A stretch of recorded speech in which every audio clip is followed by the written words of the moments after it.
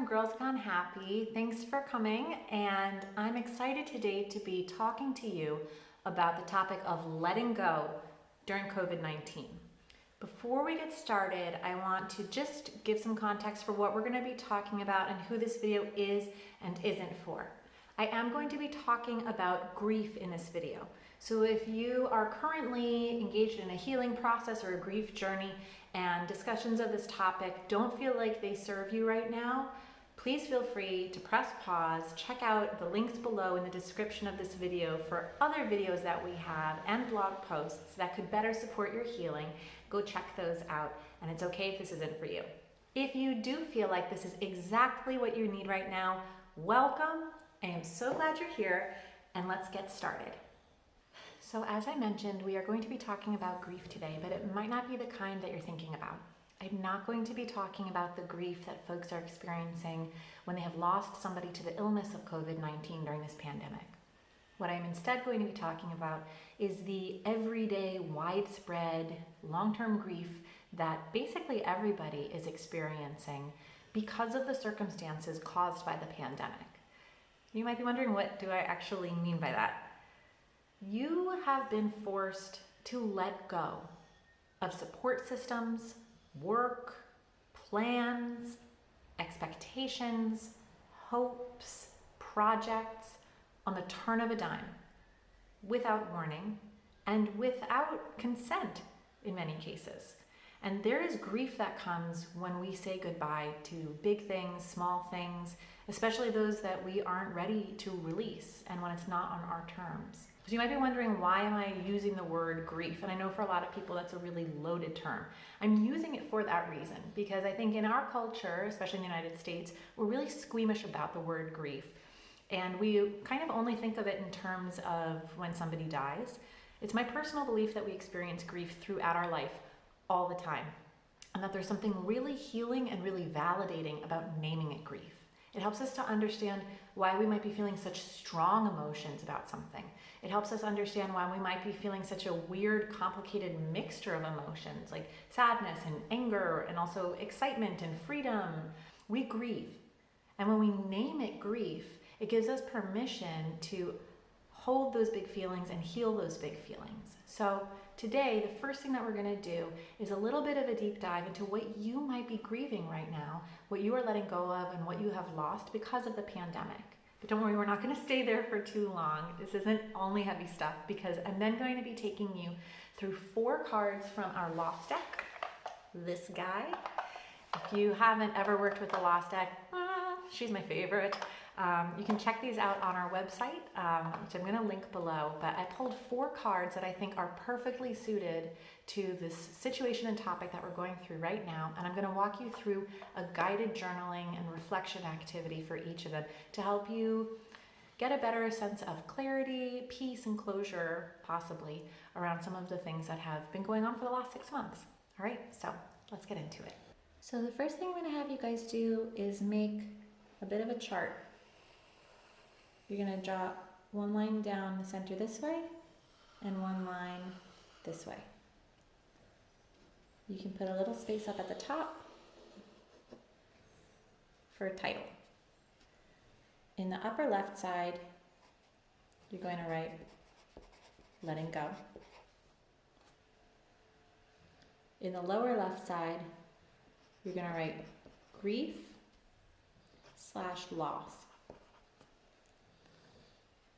On the right side, you're going to write feelings and thoughts. Okay, so I'll show you what my chart looks like. Don't judge me, because I am writing it with my 4-year-old's pencil. But here's what the list looks like, right? So up on the upper left, you have letting go, and beneath that, you have grief, loss. What I want you to do is just take a minute, brain dump. Up here in this section, you're going to write things that you have had to let go of because of the pandemic. So I can share some of the types of things that I wrote on my list are, we moved on March 4th. Lockdown here in Lisbon happened 6 days later. So I had to let go of all of my plans for settling into our new neighborhood, our new life here, making friends, getting to know where we lived, and then other plans for our family and hopefully having another child, all of those things that we've kind of had to put on hold or just think about in different ways because of the current situation. So those are all things that I've had to let go of. Things that I have felt loss around are my son's first birthday and my own birthday. And I want to talk a little bit actually about milestones, because I think for many of us, milestones this year are a big source of grief. So when I'm talking about milestones, I mean things like birthdays, holidays, graduations, the starting of a new school year, transition moments, traditional ritual moments, things that we are looking forward to that hold some symbolism and weight for us. And I'll say that I think these are really hard for a couple of reasons. One is, well, because we have plans and hopes for what this is going to look like, and then the reality of circumstances right now is that might not be able to happen. And that can be really sad. And as I was saying before, it can feel disproportionately upsetting. Like, okay, it's just a birthday. Why am I so upset about it? And I think part of it is on our regular day-to-day life, we can kind of feel like things are normal. However, there are these moments like a birthday where it's brought into crystal clear focus that things are not normal right now. No matter how much I try to pretend like it is, or tell myself like it is, or live safely but like it is, it's not. And so it's kind of like you're confronted with the reality of the situation in these milestone moments. And so that brings me into 4 things I also want to mention about this type of everyday grief that we're talking about in this video. These are 4 things I think are really important that I want to say to you about whatever is on your list. The first thing is, let yourself grieve those things. It's not silly. I think a lot of the time, especially because there is so much pain and suffering and difficulty around us right now, it's easy to minimize the sadness and the struggle that we're having because it's not as intense as what other people are experiencing. And I just want to say to you that even if you are grieving a birthday party, it's not silly. This is really, really hard. And it's okay to feel really, really sad or confused or angry or whatever it is that you're feeling. It's not silly. The second thing that I would say is, if you know that a milestone is coming up, try to set realistic expectations for what is actually possible right now and what is within your comfort zone. There is no point in trying to extend yourself to do something fun and celebratory if it's also going to seriously stress you out. The third thing that I would say, and this is my own learning from my own botched birthday this year, and also my son's first birthday, which was a mishigas I'll get into at another time, but I would suggest sprinkling celebrations over a couple of days. I think there's a lot of pressure in trying to squeeze all the fun into one holiday or moment, which is something that I personally don't like about New Year's Eve. I know a lot of other folks feel that way too.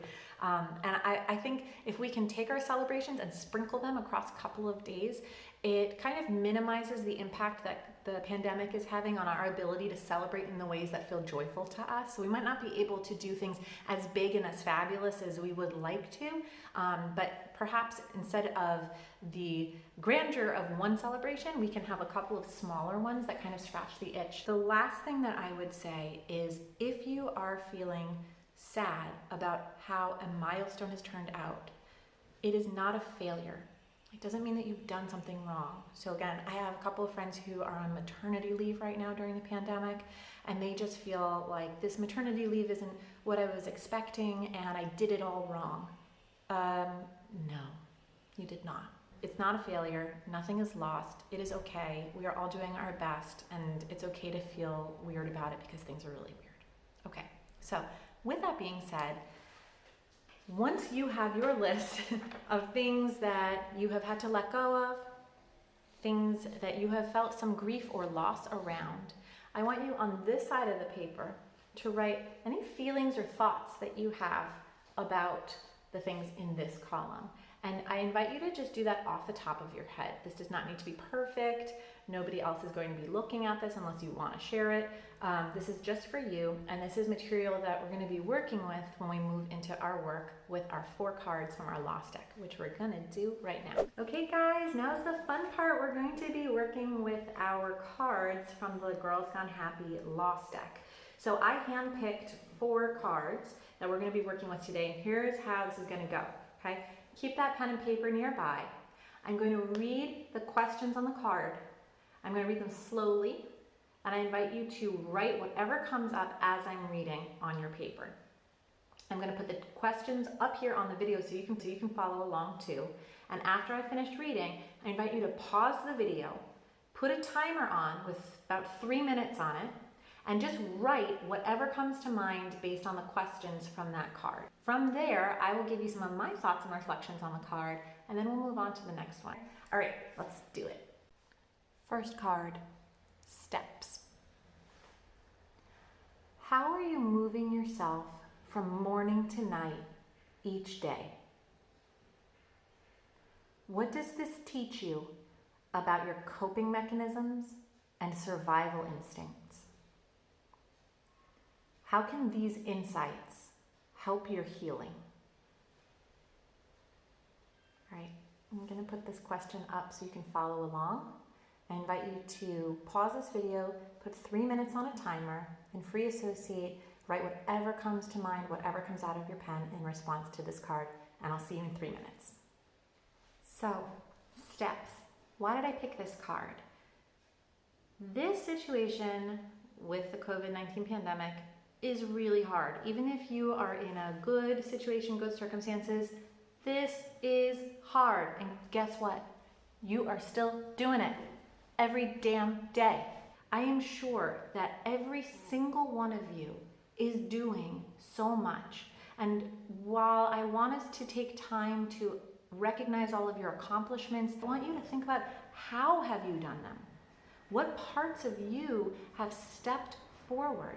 Which of your traits, which of your habits, which of your characteristics have stepped forward here to help you to get through the damn day, because things are really weird and hard. I invite you to use this card to better understand your own coping mechanisms, your own survival instincts, the things that appear at the surface when stuff gets really tough and you kind of go either into survival mode or triage mode or just get-ish done mode. This is an opportunity for you to get to know that part of yourself better. So that's why I picked this card for you. All right, lovies, next card is this beauty, engagement. What is something that you love or enjoy that you have stopped doing since this loss happened? What would need to happen to get you to re-engage it? Put 3 minutes on your timer, give me a pause, go write your heart out, and I'll see you in 3. All right, why did I pick this card? I remember after my mom passed away, and I had just turned 24. My dad passed away when I was 16. So here I was, about a few weeks into being 24, on my own. There was a lot of grief. But I also remember thinking to myself, when am I allowed to enjoy myself again? This was in October, and Obama's election was in November, and I remember going out to celebrate then, and Halloween was right before that, and I went out for Halloween. Halloween was a week after my mom had passed away, and I remember thinking, am I allowed to have fun yet? Is it horrible of me to see friends today? How long am I supposed to be in mourning and in grief? Now, there's no right answer to that question, of course. It's different for everybody, but I thought about that when I was writing this card, and I thought about that for you in this situation, because I think for many of us, we went into kind of emergency mode when the pandemic began, and it's been like a slow relaxing back into normal life.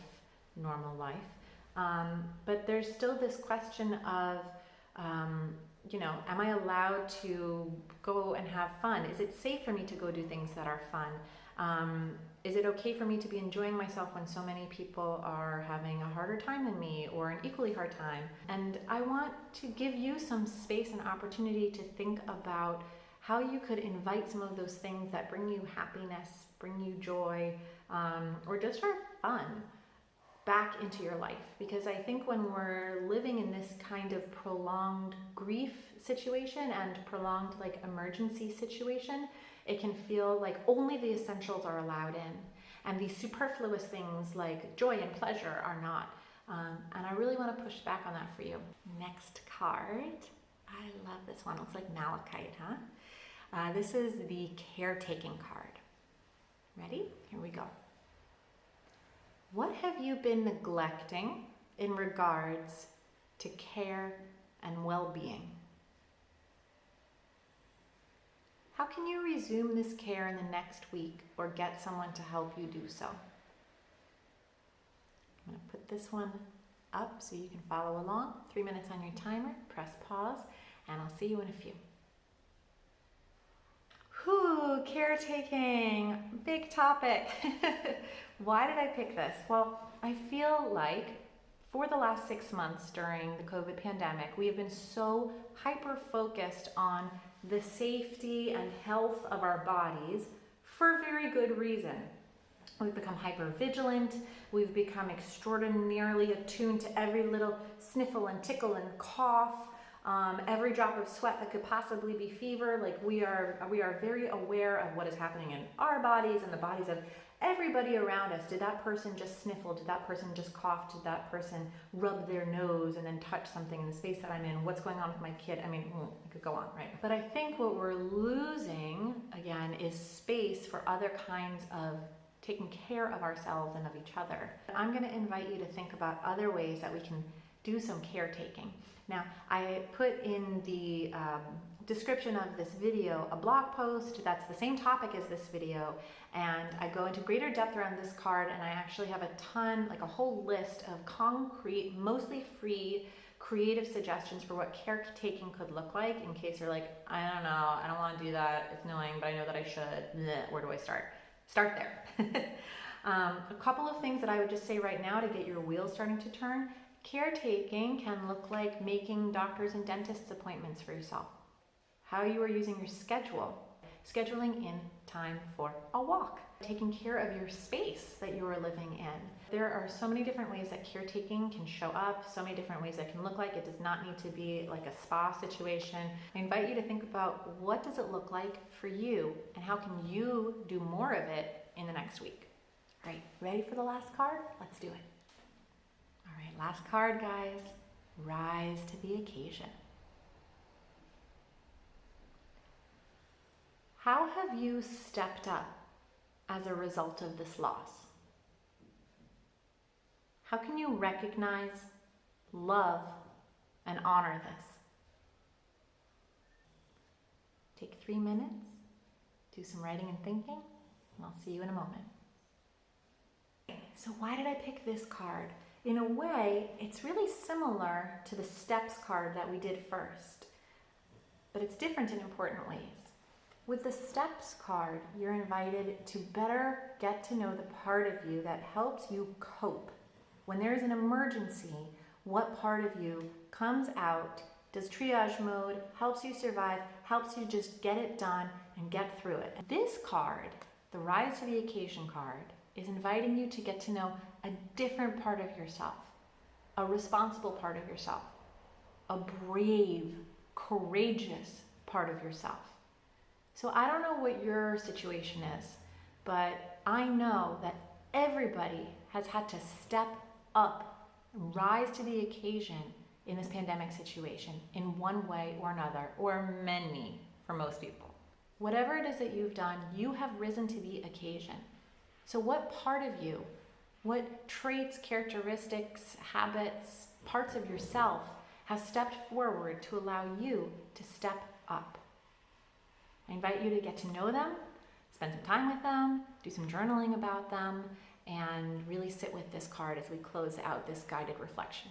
So in closing, I want to leave you with one follow-up activity that you can do if you're feeling like, all right, this brought up a lot of interesting stuff, but what do I do with it now? Here's a way to kind of put a period at the end of the sentence or continue working with the cards if you'd like to, okay? If you wanted to kind of close this out in a different way, I would suggest taking everything that you have written, everything that you wrote in that first chart that we were doing together, and then everything that you wrote as you were reflecting with the 4 cards, read through it and underline any patterns that you see. So these are words that you might see repeated. These are images, phrases, feelings that you see that recur throughout your writing. Take a fresh piece of paper and write those down. And if you want to continue this reflective work, take that list, bring it over to the blog post where you'll see these 4 cards again, plus the 5th, which is super, super, super powerful. And you can do this activity again, applying the cards to this little nugget list that you've created. Again, I wanted to mention that what we were using today is our Loft deck. This is one of 4 card decks from Girls Gone Happy. And inside we have question cards. We used 4 of them. I'll show you. I love this deck, it's so beautiful. These are what the question cards look like in this deck. So got questions, and then there are topic cards, which look like this. And so when you have a deck of your own, you can take a topic and a question and put them together and see how that guides your reflection and thinking. We'll have tons more videos here every week giving you different ways to work with the cards and different ways to think through a lot of topics that all of us are struggling with right now. If you want to take a look at this deck, you can check out the link on our website below in the description of this video.